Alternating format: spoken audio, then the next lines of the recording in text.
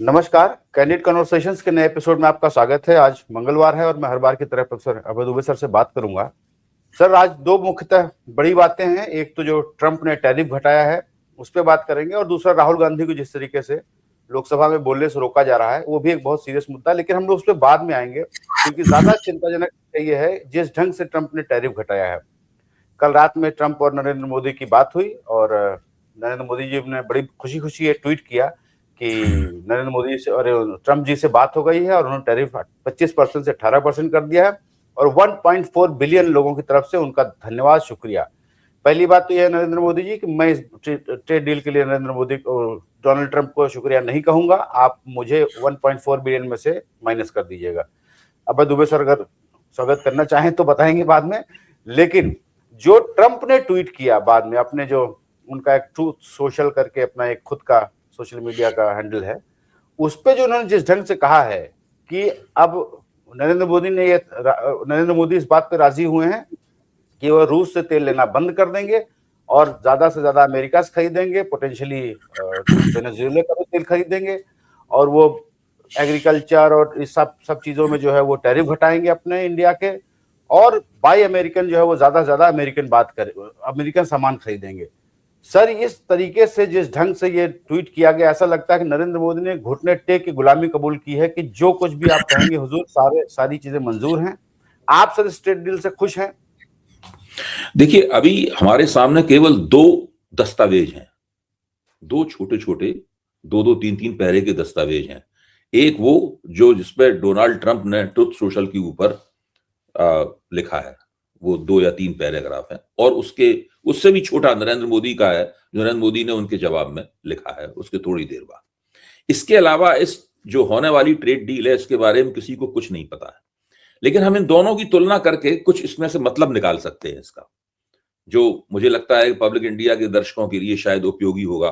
वो और ज्यादा इस बारे में सोच पाएंगे, समझ पाएंगे ट्रंप ने क्या क्या कहा है और मोदी ने किस किस चीज को किस किस चीज का जिक्र नहीं किया है अपने अपनी जवाबी पोस्ट में। अब आप देखिए ट्रंप का क्या कहना है। ट्रंप अपने पोस्ट में साफ तौर पे कहते हैं, पहले तो मोदी हमारे दोस्त है वगैरह ये सब कहते हैं, फिर एक जगह कॉमा में लिखा हुआ है ऑन हिज रिक्वेस्ट।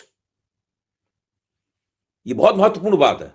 ये एक लंबे सेंटेंस में एक छोटा सा पीस है, ऑन हिज रिक्वेस्ट, उनके निवेदन पे हमने ये किया है। पहली बात तो ये है, इससे साफ जाहिर हो जाता है कि कौन किसकी महतती में है, कौन किसके दबाव में है। दूसरी बात क्या है कि जब वो ये कहते हैं, जैसे तेल के बारे में जो ट्रंप का क्लेम है, मोदी उस अपने पोस्ट में उसका कोई जवाब नहीं देते। उसके बाद में ट्रंप कहते हैं कि $500 बिलियन का माल आपको हमसे खरीदना है। इससे यह भी स्पष्ट नहीं होती कि $500 बिलियन का माल एक साल में भारत उनसे खरीदेगा या कई वर्ष में भारत उनसे खरीदेगा। भारत का जो विदेश व्यापार है वही केवल 750 पौने 800 बिलियन डॉलर है, और ट्रंप से आप अकेले $500 बिलियन का कैसे खरीद लेंगे? उसमें क्या खरीदेंगे उसमें? और एक चीज जो बिल्कुल अनुपस्थित है वो ये है कि अमेरिका से आप कौन सा फौजी साज सामान खरीदेंगे? भाई देखिए, दूसरे ये भी अपने आप में स्पष्ट हो गया है कि ट्रंप कह रहे हैं कि भारत को अमेरिकी सामान के ऊपर 0 टैरिफ लगाना होगा, यानी भारत टैरिफ 0 कर देगा, और भारतीय सामान के ऊपर वो 50% तो नहीं लेकिन 18% टैरिफ वो लगाएंगे। यानी ट्रंप ये चाहते हैं कि भारत और अमेरिका के बीच में जो व्यापार की शर्तें थी वो पूरी तरीके से अमेरिका के पक्ष में झुक जाएं। दूसरा, जिस काम में ट्रंप अपने दबाव के बहुत ज्यादा सफल हुए हैं, एक तरह से भारत ने घुमा फिरा के अपना जो कृषि क्षेत्र है वो अमेरिका के लिए खोल दिया है।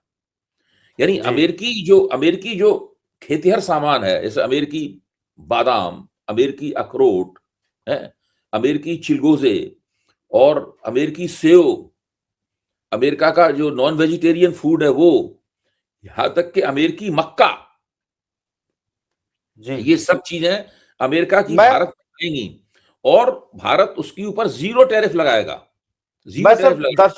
मैं सब दर्शकों के लिए वो लाइन पढ़ना चाहता हूं उस डोनाल्ड ट्रंप के पोस्ट से।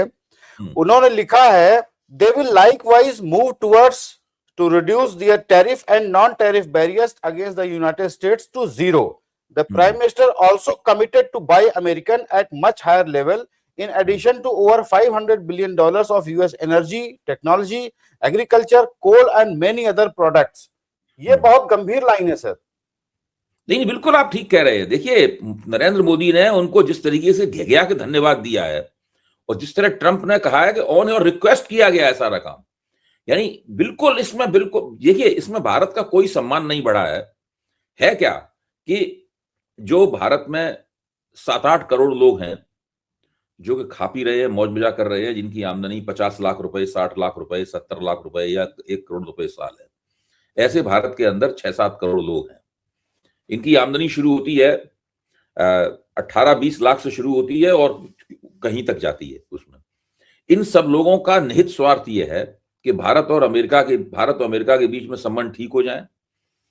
उससे क्या होगा कि दुनिया के बाजार में जो एक अनिश्चितता पैदा हुई थी 10-11 महीने पहले, वो अनिश्चितता दूर हो जाएगी और बड़ी तेजी से स्टॉक मार्केट फिर कुलांचे मारने लगेगा, निफ्टी ऊपर जाने लगेगी। इस निफ्टी के बारे में कहावत है कि हर चीज ऊपर जाती है, इंसान भी ऊपर जाता है और निफ्टी भी ऊपर जाती है और कुछ नहीं होता। मतलब ये निफ्टी के बारे में तो इस प्रकार की बातें चलती रहती हैं।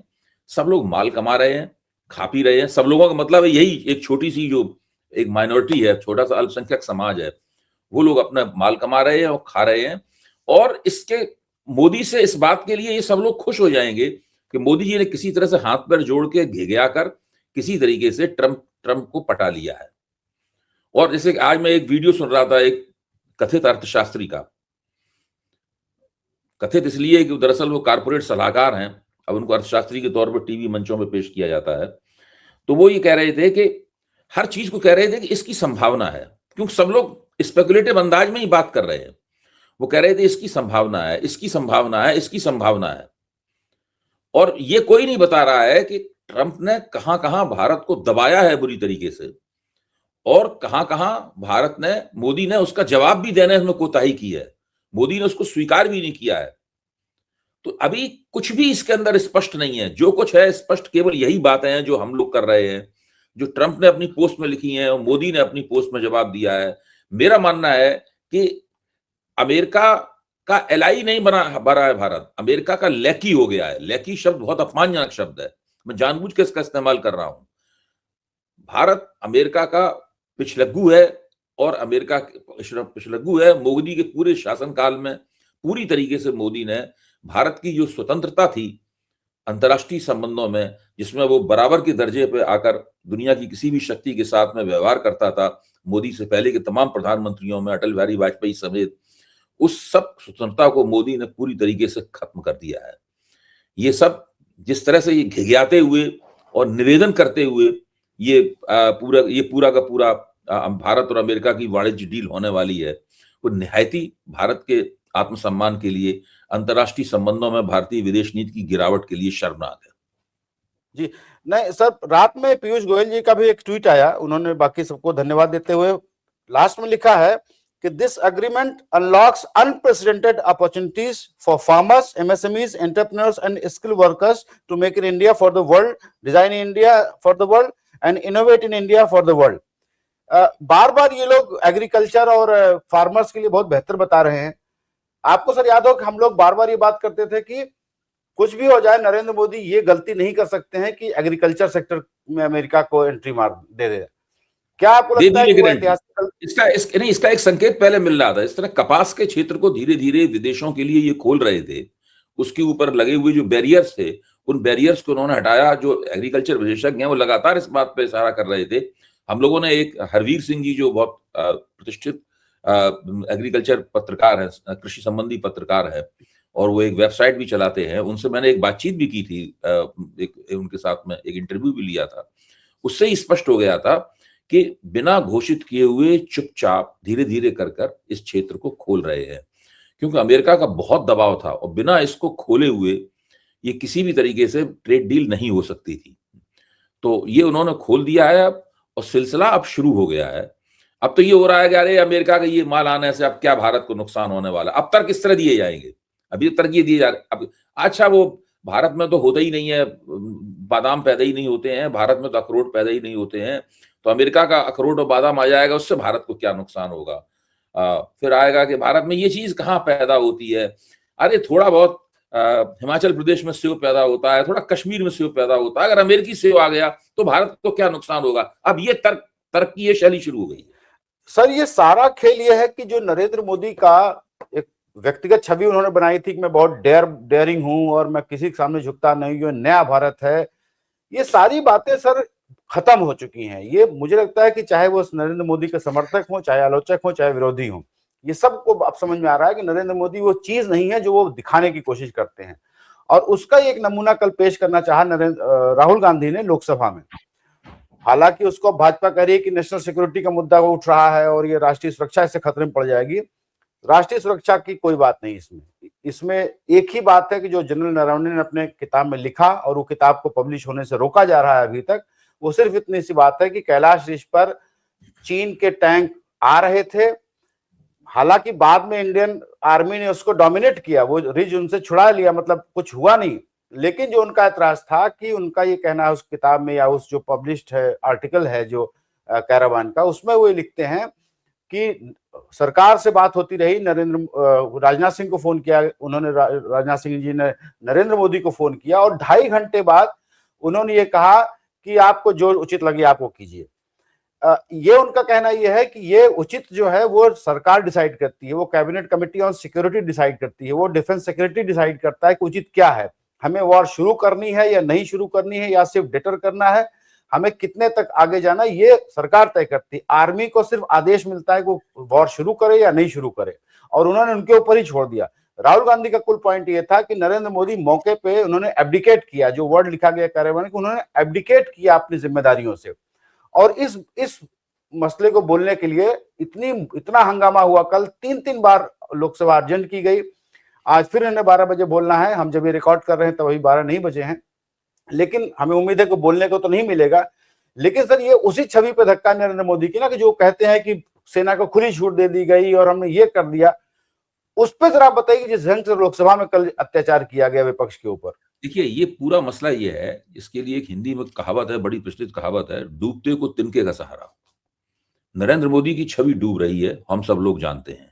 56 इंच के सीने का कोई महत्व नहीं रहा, लोग उसको केवल मजाक के तौर पे लेते हैं, उसको लोग गंभीरता के तौर पे नहीं कहते, और नरेंद्र मोदी ने भी वो बात कहनी बंद कर दी है। स्थिति क्या है, जनरल नरवणे ने अपनी पुस्तक में जो लिखा है इस सबको पता है। मैं ही इसके ऊपर, जब कैरेवान में उसको कोट किया गया था, तब हम लोगों ने इसके ऊपर चर्चा की थी, मैं अखबार तक में लिख चुका हूं उसके बारे में।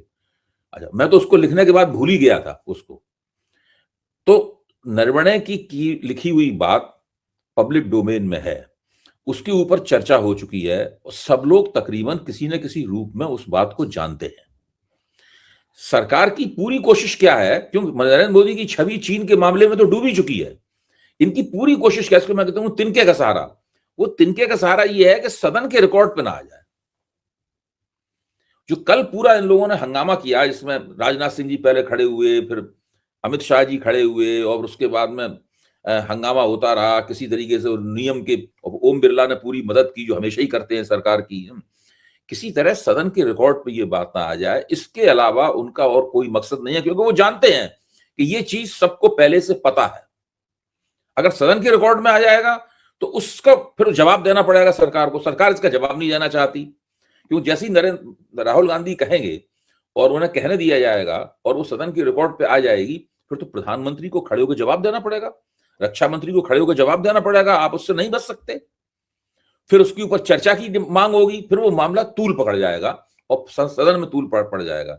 तो पूरी रणनीति ये थी कि इसको इस तरीके से रोका जाए। इसमें एक और दिलचस्प पहलू है जो मैं रेखांकित करना चाहूंगा। सरकार को अंदाजा नहीं था कि तेजस्वी सूर्या के आरोप के, छिछले आरोप के जवाब में राहुल गांधी इस मसले को उखाड़ देंगे, तो ये लोग पहले से तैयार नहीं थे इसके लिए। हुआ क्या, हुआ ये कि जैसे ही राहुल गांधी ने वो पढ़ना शुरू किया और पहला उन्होंने वाक्य पढ़ा कि वो 4 चीनी टैंक आ रहे थे, वैसे ही राजनाथ सिंह को लगा कि ये तो गजब होने वाला है, इसमें तो हम सब लोग फंसे हुए हैं पहले से। वैसे ही खड़े, आप उनके चेहरे को देखिए, कितनी बेचैनी और छटपटाहट थी कि ये अचानक क्या हो गया। तैयारी भी नहीं थी, इसलिए केवल उन्होंने एक बहुत ही जिसे कहते हैं ना, एक झीने पर्दे का सहारा लिया कि चूंकि किताब नहीं छप चुकी है इसलिए आप इसको कोट नहीं कर सकते, जबकि हकीकत क्या है? हकीकत यह है कि ये पुस्तक का हार्ड कवर छप चुका है। ये अमेज़न पे के ऊपर इसको लगातार बेचा गया है, लंबे अरसे तक पेंगुइन ने बेचा है।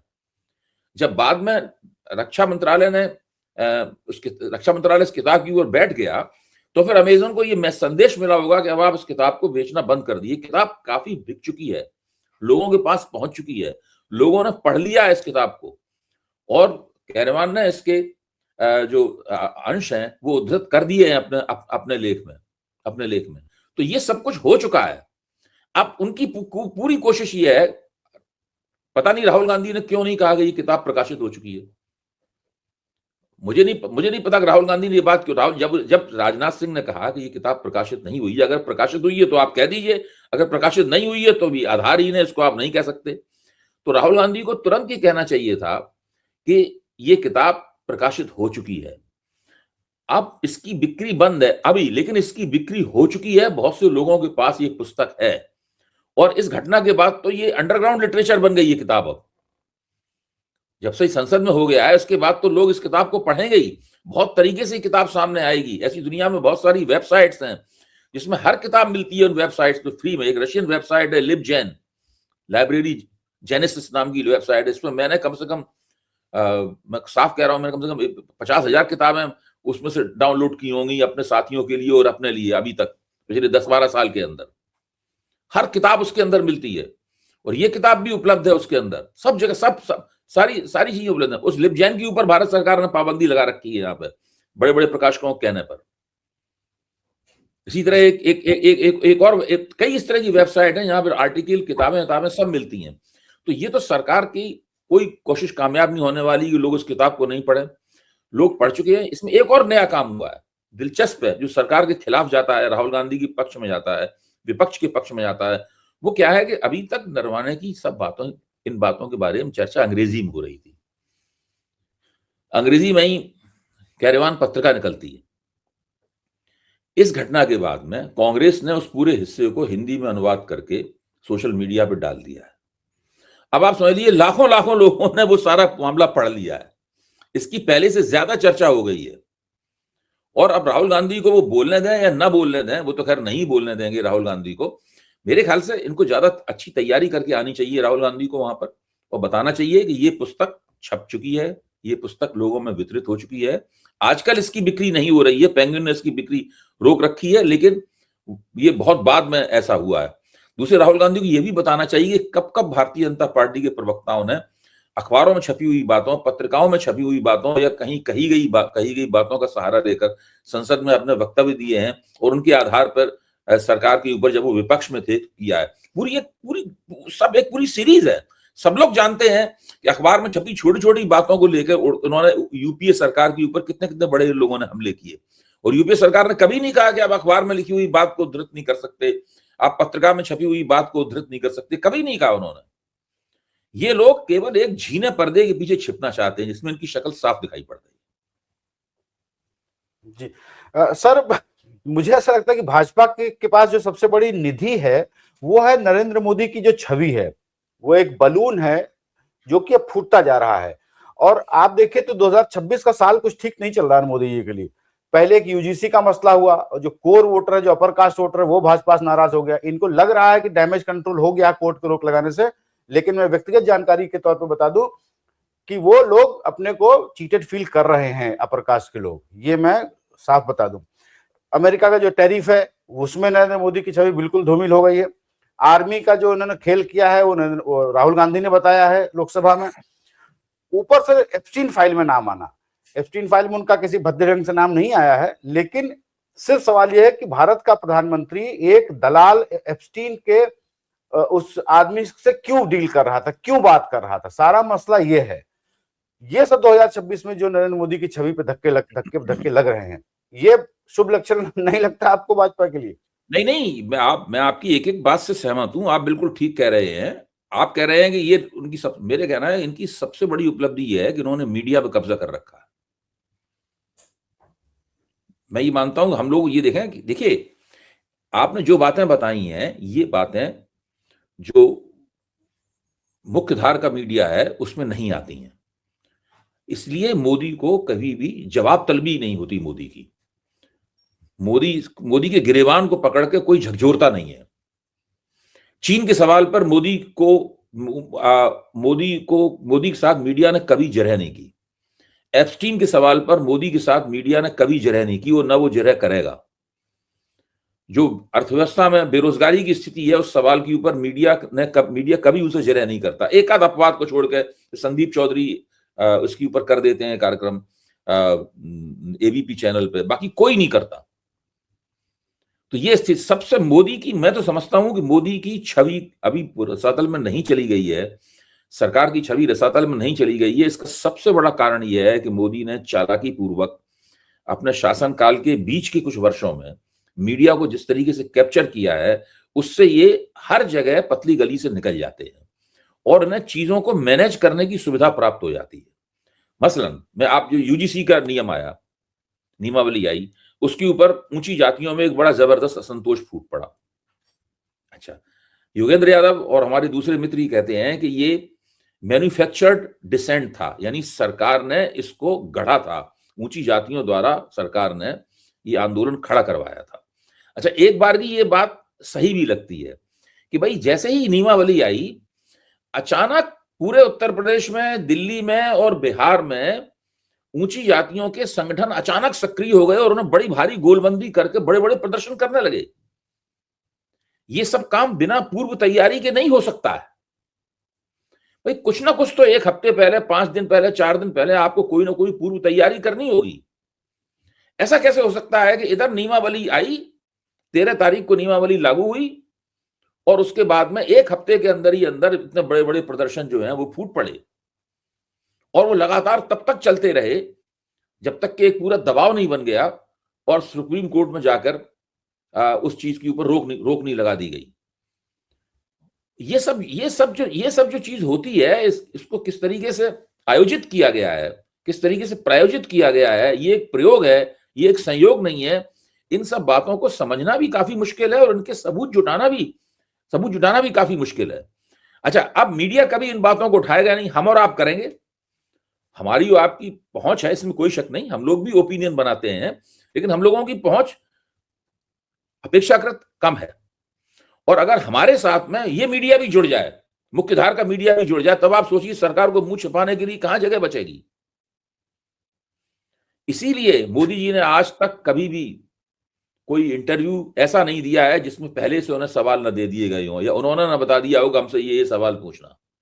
मोदी जी ने कोई प्रेस कॉन्फ्रेंस नहीं की है कि जब जब गुजरात के मुख्यमंत्री के तौर पर मोदी जी ने ये किया है तो उन्हें मुंह की खानी पड़ी है। करण थापर के मुकाबले उन्हें मुंह की खानी पड़ी। और आप देखिए, हमारे मित्र विजय त्रिवेदी, जो कोई विपक्षी विचारधारा के व्यक्ति नहीं है, उन्होंने जब हेलीकॉप्टर में बैठकर मोदी जी से सवाल पूछ रहे थे तो मोदी जी ने बीच में रोक दिया, हेलीकॉप्टर उतार के उनको उतार दिया। मोदी जी ने कहा कि नहीं, आप ये सवाल नहीं पूछ सकते। और विजय त्रिवेदी को अपने तरीके से वहां से जाना पड़ा। तो मोदी जी बहुत ज्यादा असहज होते हैं अगर उनसे अनस्क्रिप्टेड इंटरव्यू लिए जाए, अगर उनसे अनस्क्रिप्टेड प्रेस कॉन्फ्रेंस की जाए। मोदी जी ने कभी नहीं की। इसीलिए मोदी जी ने प्रधानमंत्री बनते ही तय किया था किसी तरीके से मीडिया पर कब्जा करना है। मीडिया पर कब्जा करने के लिए जरूरी था मालिकों पे कब्जा करते और उसमें से मीडिया के जो प्रमुख जो एंकर हैं, कुछ प्रमुख संपादक हैं बड़े बड़े, उनको किसी को विचारधारात्मक रूप से, किसी को किसी तरीके से, किसी को किसी तरीके से, पूरी तरीके से मुख्य धार का मीडिया उनके शिकंजे में है। एक आध अपवाद को छोड़कर इससे कोई खास फर्क पड़ता नहीं है। और मोदी जी जो मन में आया करते हैं, उनसे कोई सवाल नहीं पूछा जाता सार्वजनिक रूप से। इसलिए उन्हें हर क्राइसिस, हर संकट को प्रबंधित करने की गुंजाइश मिल जाती है, एक एल्बो रूम उन्हें मिल जाता है, जो यूपीए सरकार को नसीब नहीं। मैं सर अगर मान भी लूं कि ये मैन्युफैक्चर्ड था, यूजीसी वाला जो प्रदर्शन था, लेकिन अल्टीमेटली इससे फायदा क्या हुआ भाजपा का? क्योंकि एक खुद ही बिल बनाइए, खुद ही क्राइसिस क्रिएट कीजिए, खुद ही इसका रेजोल्यूशन दीजिए, इससे फायदा क्या हुआ, मिला क्या? ये मैं आपको, मेरा कहना है कि उनकी गलती थी, मुगालते में उन्होंने किया। जैसे कि एक और हम बात बताएं, ऐसे बजट है, बजट में उन्होंने, निर्मला सीतारमण ने एसटीटी टैक्स बढ़ा दिया। सिक्योरिटी ट्रांजैक्शन टैक्स बढ़ा दिया उन्होंने। अच्छा, लेकिन उन्होंने इसका अनुमान नहीं लगाया था कि बजट के स्टॉक मार्केट के ऊपर इतना जबरदस्त उसकी प्रतिक्रिया होगी कि वो 1500 अंक गिर जाएगा। वो नहीं चाहते स्टॉक मार्केट बजट आने पे गिरे। नहीं, ये क्या इसी तरह से इन्होंने क्या, ये तो इन्होंने सीरीज ऑफ मिस्टेक्स की हैं। जो यूजीसी की नियमावली है, एसटीटी टैक्स है, ये मुझे नहीं लगता कि ये बहुत ही सुचिंतित और सोच समझ के किया गया है। गलती हो जाने पर उसका नुकसान ये न्यूनतम कर लेते हैं, क्योंकि अब जो न्यायपालिका है वो भी अघोषित रूप से कैप्चर है, मीडिया घोषित रूप से कैप्चर है। आप देखिए, बिहार की एसआईआर पर आज तक सुप्रीम कोर्ट ने कोई फैसला नहीं दिया है। अब बंगाल की एसआईआर पे अब क्या फैसला देगा? अगर बिहार की एसआईआर पे फैसला दे देते तो वो एक नजीर बन जाती। उसके आधार पर दूसरी जगहों की एसआईआर के मुकदमे सुने जा सकते थे, उनके ऊपर किसी निर्णय पर पहुंचा जा सकता था। बिहार में सरकार बनी हुई है, अब तो सरकार धीरे धीरे करके पुरानी हो जाएगी सरकार, वहां फैसला ही नहीं आएगा उसके ऊपर। आप इससे अंदाज लगाइए। लेकिन यूजीसी के नियम में फौरन उन्होंने फैसला दे दिया आनंद फानन में। और ऐसा लग रहा था कि उनका फैसला और सरकार के सॉलिसिटर जनरल और अटॉर्नी जनरल वगैरह होते हैं, सब मिले हुए, वो खड़े हुए थे हाथ बांधे हुए, उन्होंने एक लफ्ज नहीं बोला, उन्होंने फैसला उनको देने दिया, कोई विरोध नहीं किया इस बात का। उन्होंने अपने ही बनाएगी नियमावली के बचाव में कुछ भी नहीं कहा। उन्होंने जो कुछ कहा वो इंदिरा जयसिंह ने कहा, उन्होंने कुछ भी नहीं कहा। तो इस तरीके से एक पूरी तरह नोरा कुश्ती, मिली भगत, कैप्चर्ड मीडिया, इन सब चीजों का मोदी सरकार को छवि प्रबंधन में और सुर्खियों हेडलाइन प्रबंधन के अंदर बहुत फायदा मिल रहा है। मैं ये मानता हूं कि एंटी इनकम्बेंसी बहुत उग्र नहीं है, इनके खिलाफ दिखाई नहीं पड़ रही है आज। उसके पीछे ये एक बहुत बड़ा कारण है। मीडिया का खेल बहुत ही विकट और भयानक है, जिसने सरकार को टिकाए रखने में बड़ी मदद की है। जी, लेकिन मुझे सर लगता है, मेरा विश्वास है कि वो जो उस वेनम का जो एंटीडोट है वो है सोशल मीडिया में, वो बातें लोगों तक पहुंच रही हैं, उतना शोर भले ना हो रहा हो। और मैं निर्मला सीतारमण जी की बात कह दूं, जो उन्होंने सिक्योरिटी ट्रांजैक्शन टैक्स लगाया है, ये किसी भी सामान्य से अगर शेयर मार्केट के ट्रेडर को बुलाकर पूछ लेती तो वो यही कहता कि अभी चूंकि वैश्विक परिस्थितियां जो है वो वॉलेटाइल हैं, लोग सोने में हेज कर रहे हैं, इसलिए सोने का रेट भाग रहा है, इस समय अगर आप एसटीटी लगाएंगी तो और मरेंगी, ये मत लगाइए। लेकिन खैर, वो चैट जीपीटी से बजट बनता है, बहुत सारे अर्थशास्त्रियों से हमने भी बात करने की कोशिश की, किसी के पास कुछ कहने को नहीं है। लोग कह रहे हैं कि इसमें क्या बोले, मतलब कुछ है ही नहीं, जब बजट में तो बोले क्या, किस बात पे, ना अच्छा है ना बुरा है। ऐसे ये बच्चों की बजट आना है तो आ गया है। बजट से तो इतना अनमनापन पैदा हुआ है ज्ञानेश जी, कि वो एंकर और एंकरनिया जो टीवी पर दिन रात नरेंद्र मोदी के लिए कलाबाजियां खाते हैं, उनकी तारीफें करते हैं, वो भी इससे उदास थे। उन्होंने भी इसकी आलोचना की, उन्होंने बजट की तारीफ नहीं की। उन लोगों ने, मुझे पहली बार मोदी जी के शासनकाल में 11 साल बाद पहली बार किसी बजट की टीवी के ऊपर तारीफ नहीं हुई। तारीफ करने वाले तारीफ करते हैं, लेकिन वो एंकरों द्वारा उन्हें प्रोत्साहित नहीं किया गया। एक तो ये बात लोगों को बहुत बुरी लगी कि आप 2047 में जब अब आप भारत को विकसित भारत बनाएंगे, उसके लिए आज बजट बना रहे हैं। बजट तो हमेशा अर्थव्यवस्था की जो मौजूदा समस्याएं हैं, जिनको अगले साल में आपको संबोधित करना है, बजट 1 साल का होता है, 25 साल का नहीं होता। जी जी, तो सर आज के लिए इतना ही। और टेक अवे ये है कि एग्रीकल्चर क्षेत्र में जो नरेंद्र मोदी ने कॉम्प्रोमाइज किया है, वो उसके दूरगामी परिणाम होंगे। ये ठीक काम नहीं हुआ है। देखते हैं कि लोकसभा में भी कैसे विरोध होता है, और इसका जो फाइनल प्रिंट आता है उसमें क्या क्या चीजें आती हैं, उसके बाद तेल के मामले में भी अमेरिकी तेल बहुत महंगा है, और अमेरिकी तेल को भारत में अशोधन करने के लिए इनको बहुत इन्वेस्टमेंट करना पड़ेगा। इनके पास ऐसी रिफाइनरी नहीं है जो अमेरिकी तेल का शोधन करें। जी, तो इसके दूरगामी परिणाम होंगे और हम लोग उस पर नजर रखेंगे। सर, हमसे बात करने के लिए बहुत बहुत धन्यवाद, और दर्शकों का भी बहुत बहुत धन्यवाद। Thank you so much.